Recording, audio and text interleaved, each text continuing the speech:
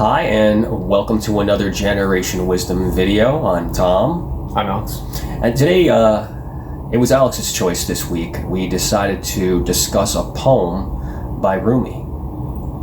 So, Rumi was a 13th century mystic, spiritual teacher in Islam, part of the Sufi tradition, and his poetry has been spread throughout the entire Muslim world, and everyone from intellectuals to everyday people have known his poetry for a long time.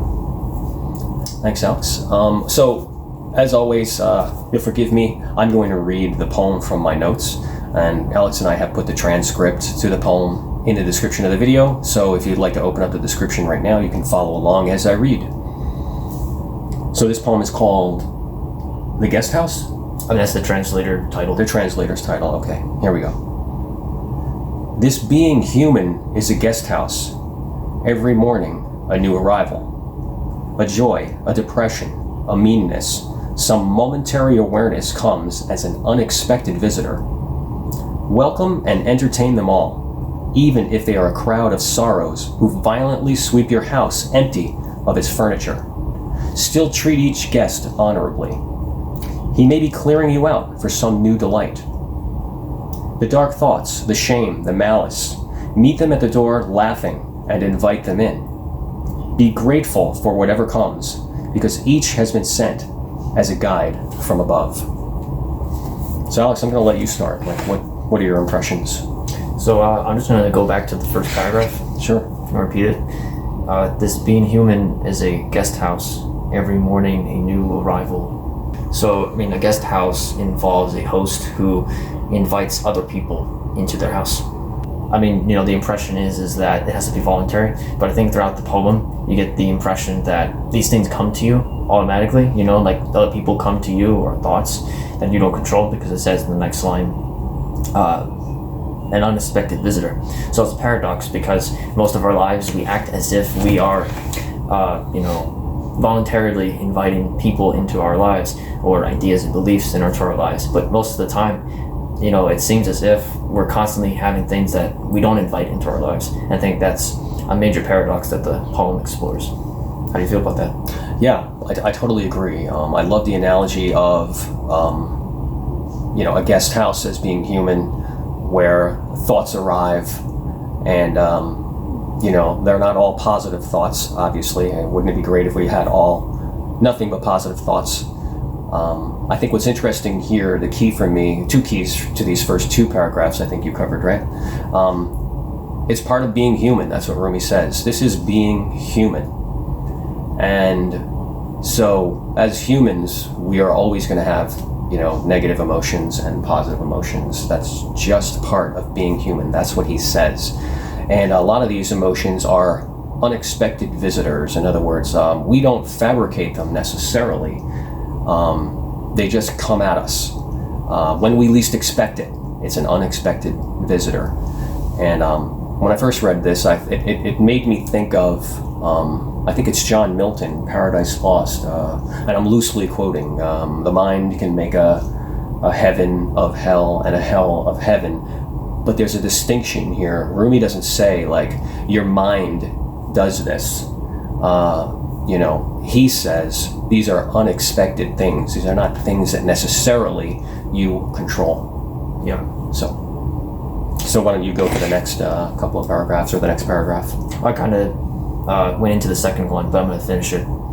So, a joy, a depression, a meanness, some momentary awareness come as an unexpected visitor. The thing we can talk about here is the momentary awareness, meaning that while these are unexpected and we don't control them, they are nonetheless momentary. And I think that this suggests something very positive, that even though we may not be able to control them completely or stop them from coming to us, we can have the realization that they're momentary. And I think that this tells us a lot about, or begins to suggest about who we really are, because I think a lot of the time we consider ourselves to be like free agents with free will who make our own choices, but there's a radical kind of freedom when you realize that you may not be all these random things inside of you, because then it makes you seek deeper, who am I really, where is this real freedom lying, I guess you could say. How do you feel about that? Yeah, when you think deeper, when you dig deeper about this, Rumi really does have something to say about free will in this poem, and I haven't read nearly as much Rumi as you have, Alex. In fact, this is the first one that I have seriously, taken the time to contemplate, and clearly, and we'll talk about it when we get through the entire poem, because I think it's a good theme for the entire poem when you look at it. But clearly Rumi doesn't feel that, is there free will, that age-old question. He doesn't feel like it's a yes or no answer. So I want to talk about free will after we've gone through the whole poem. Remind me if I forget. That's a good idea. So you want to read the next paragraph? Yeah, welcome and entertain them all. This is the third paragraph. Even if they are a crowd of sorrows who violently sweep your house, empty of its furniture, still treat each guest honorably. He may be clearing you out for some new delight. So, if I may, what was important here to me was that last line, he may be clearing you out for some new delight. I think it's a good perspective. These negative thoughts are going to come to you, and you have to embrace them. Rumi doesn't say, well, you need to look forward to them. No one looks forward to the dark thoughts, but they will come, and you need to put them into perspective. And a lot of times when we are overwhelmed by negative thoughts, sadness, let's say, or anger, we cry. People cry, and crying is a cathartic experience. It is a release, and it's a clearing out, as Rumi says. So, we shouldn't fight these thoughts necessarily, but also, as you mentioned earlier, which I think is great, keep in mind that they're momentary. Yeah, definitely. I agree with that.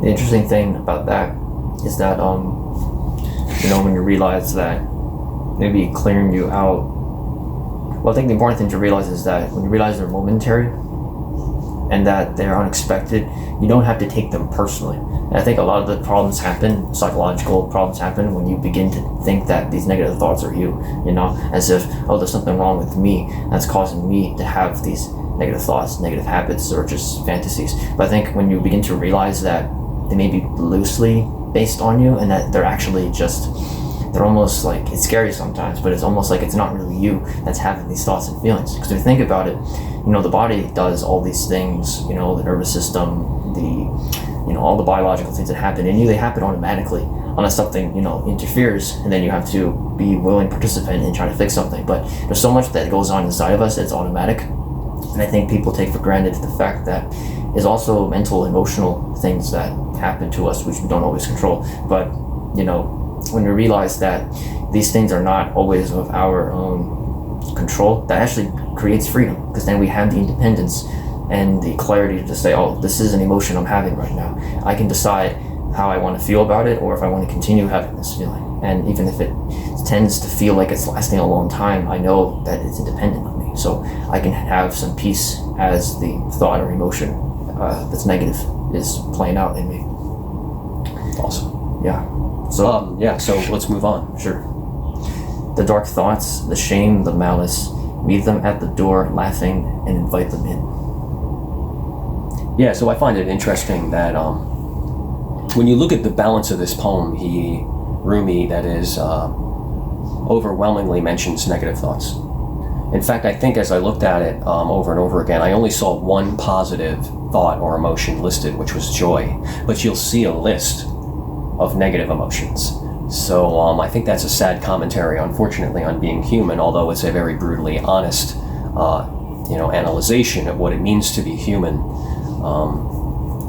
But he says, don't let them overwhelm you. That's what he's talking about here.